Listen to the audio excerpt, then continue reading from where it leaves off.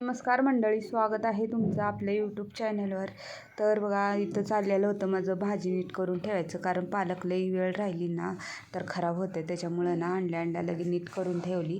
त्यानंतर ना बेसनाचा आणि ना ज्वारीच्या पिठाचा डबा खाली झाला होता, तो पण घासून घेतला हातासारखा. म्हणजे जवळ तेव्हा घासून ठेवला आहे ना, डबा जास्त घाण पण होत नाही आणि पटकन निघला बी जातो. त्याच्यामुळं ना डबे हे घासून ठेवले.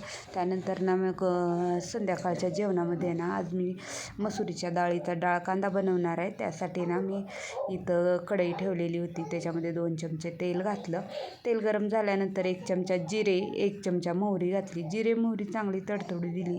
त्यानंतर त्याच्यामध्ये कढीपत्ता टाकून घेतला आणि लगेचच ना बारीक चिरलेला कांदा घालून घेतला.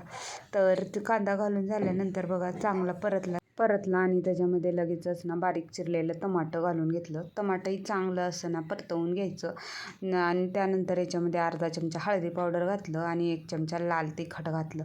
त्यानंतर लगेचच घरकुलचा मटण मसाला घातला. म्हणजे या मसाल्यानं ना कुठल्याही भाजीला चव छान येते त्याच्यामुळं. त्यानंतर ना ह्याला चांगलं असं ना परतवून घेतलं. त्यानंतर थोडंसं मीठ टाकून घेतलं, म्हणजे ना सगळं मसाल्याला चांगलं टेस्ट यावी त्याच्यासाठी. त्यानंतर 1 चमचा ना कांदा लसूण मसाला घातला आणि ना 2-3 चमचे ना शेंगदाण्याचं कूट घातलं. आता हे सगळं घालून झाल्यानंतर चांगलं असं ना परतवून घेतलं. आता बघा, हे सगळं मसाले ना चांगले परतल्यानंतर ना काय करायचं आहे, हे मसाले करपू नये म्हणून ना थोडंसं ना ह्याच्यामध्ये पाणी घालून घ्यायचं आहे.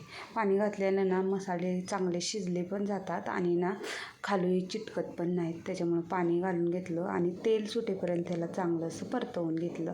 आता हे चांगलं तेल सुटलेलं आहे, तर आता याच्यामध्ये मसुरीची डाळ घालायची आहे. डाळ तुम्ही ना धुवून पण घेऊ शकता, पण मी घरची डाळ आहे त्याच्यामुळं तशीच घातलेली आहे. तुम्ही जर बाहेरली आणलेली असेल तर स्वच्छ धुवून घ्या. तर आता डाळ परतवून झालेली आहे. आता याच्यावर एक ताट झाकून ठेवल्यानंतर बघा, याच ताटामध्ये ना मी थोडंसं पाणी घालणार आहे गरम करायला. तर पाणी 2 मिनटं झालेले आहेत आणि पाणी चांगलं गरम झाले.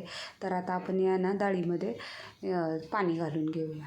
आता पाणी ना जसं आपल्याला म्हणजे थोडंसं पातळ ठेवायचं असेल किंवा थोडंसं घट्ट ठेवायचं असेल त्या अंदाजानं घालायचं आहे. आता पाणी घालून झालेलं आहे आणि चवीनुसार मीठ घालून घ्यायचं आणि ताट झाकून 2 ते 5 मिनिट चांगलं शिजवून घ्यायचं आहे. ही डाळ शिजायला वेळ लागत नाही, 5 मिनिटामध्ये छान अशी शिजली जाते. आणि 1-5 मिनिटं झालेले आहेत आणि मस्त असा आपला मसुरीच्या डाळीचा डाळ कांदा तयार झालेला आहे. तुम्हाला जर माझ्या अशा साध्या सिंपल रेसिपी आवडत असतील तर व्हिडिओला लाईक करा, कमेंट करा, शेअर करा, सबस्क्राईब